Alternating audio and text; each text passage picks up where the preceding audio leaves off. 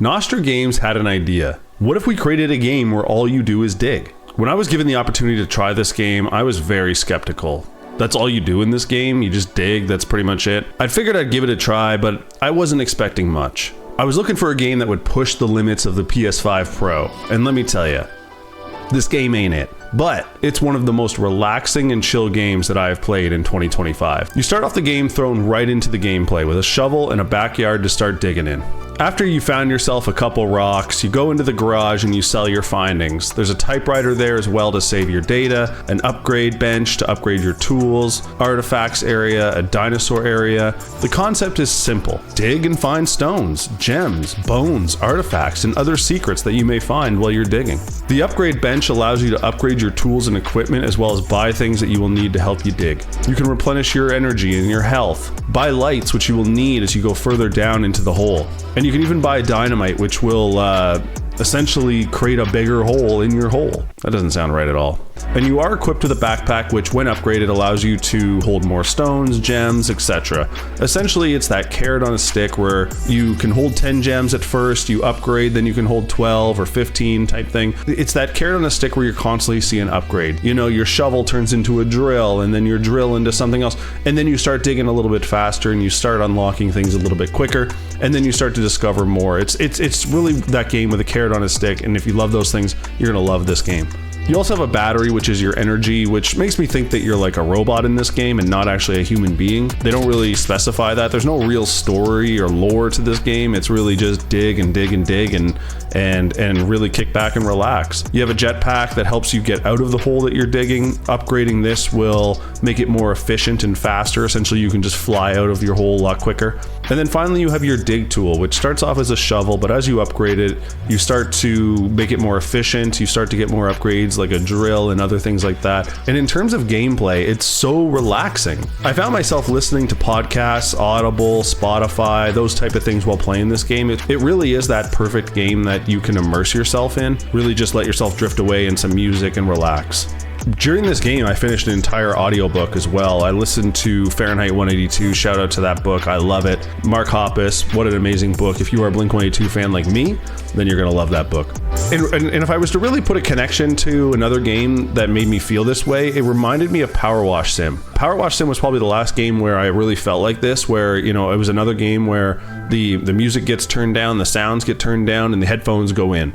And I can just drift away and listen to Audible, listen to podcasts, things like that. And before I know it, hours have gone by playing this game. And that's what happened with this game as well.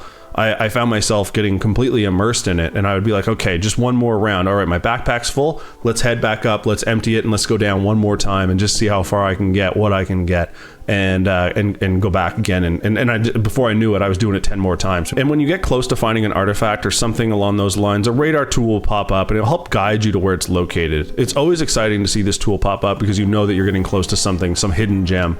And in terms of graphics, it's nice to look at, but it's nothing too wild. It's bright and colorful, which I tend to enjoy in games, and I noticed no differences between the PS5 and the PS5 Pro.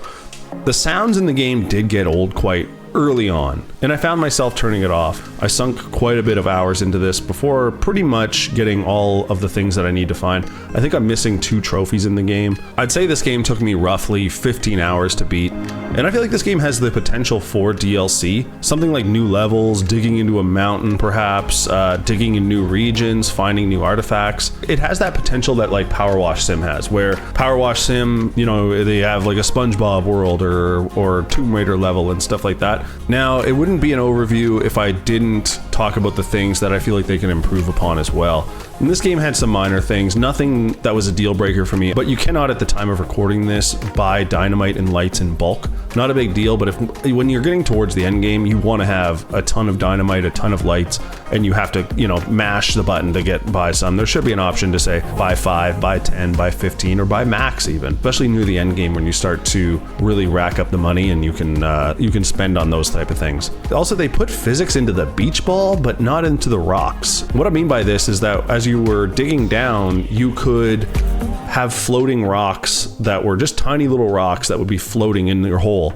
And again, that sounds so bad, but you would have these rocks, and if you're jumping into the hole that you've dug and you hit one of these, you're going to injure yourself, and it could be the size of a pebble. In my opinion, they should have tried to work in something where those rocks could fall down, and I know that's probably easier said than done. I'm not a developer. I have no idea how do you do that, but perhaps maybe if the rock got to a certain size, then it just automatically just deletes itself. It removes itself, because it was kind of annoying to jump back into the hole and get stopped by a pebble that's just floating in the sky. Other than that, I had a blast with this game. It was very relaxing and the perfect game to throw music on or a podcast, Audible, and just drift away as you dig. At the time of recording, this game's only $4.99 on the PlayStation Store, and I think that's Canadian too, so it could be even less in America. Probably a lot less in America. If it's $4.99 in Canada, it's probably friggin' 99 cents in the US.